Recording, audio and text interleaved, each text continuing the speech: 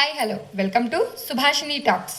Rich people ఎప్పుడు ఎక్కువగా వాళ్ళ మనీని ఎక్కడ ఇన్వెస్ట్మెంట్ చేస్తే గ్రో అవుతుంది అని చెప్పి ఎక్కువగా ఆలోచిస్తూ ఉంటారు.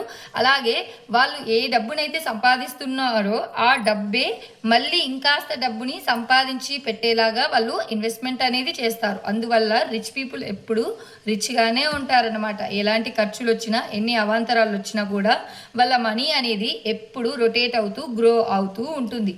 అదే లోయర్ మిడిల్ క్లాస్ ఫ్యామిలీస్ అయితే గనక వాళ్ళు సంపాదించిన డబ్బుని ఎప్పుడు వినోదాలకి ఖర్చు పెడుతూ ఉంటారు. వాళ్ళు సేవింగ్స్ అనే ఆలోచన అనేదే ఉండదు. అందువల్ల ఎప్పుడు వాళ్ళు లోయర్ మిడిల్ క్లాస్లోనే ఉంటుంది. ఇంకా అదే మనలాంటి మిడిల్ క్లాస్ ఫ్యామిలీస్ అయితే డబ్బుని సంపాదిస్తారు, అందులో కొంత డబ్బుని తీసుకెళ్ళి సేవ్ కూడా చేస్తూ ఉంటారు. అయితే ఎలాంటి చోట సేవ్ చేస్తుంటారు, ఇంకా ఇళ్లలో హౌస్ వైఫ్లు అయితే ఏ పోపు డబ్బాలో ఏ చీరల కిందనో సేవ్ చేస్తారు. మళ్ళీ ఆ డబ్బుని తీసుకెళ్ళి మళ్ళీ ఏవైనా పండగలు వచ్చినప్పుడు ఖర్చు పెడుతూ ఉంటారు. సో అలా చేసినట్లయితే కనుక డబ్బు అనేది మిగలదు. సో మిడిల్ క్లాస్ ఫ్యామిలీస్ రోజు రోజు పెరుగుతున్న ఖర్చులకు మీరు సేవ్ చేస్తున్న మనీ అనేది దానికి సమానం అయిపోతుంది. దానివల్ల మన మనీ అనేది గ్రో అవ్వదు, అలాగే మన ఫినాన్షియల్ స్టేటస్ అనేది కూడా మారదు. ఇక రిచ్ పీపుల్ ఏం చేస్తారు అంటే వాళ్ళు సంపాదించిన డబ్బుని ప్రాపర్గా ఇన్వెస్ట్మెంట్ చేస్తారు. ఇన్వెస్ట్మెంట్ చేస్తున్నాము అంటే అక్కడ ఖచ్చితంగా రిస్క్ కూడా ఉంటుంది. రిస్క్ ఉన్న చోటే కదా ఎక్కువ రిటర్న్స్ కూడా వచ్చేది.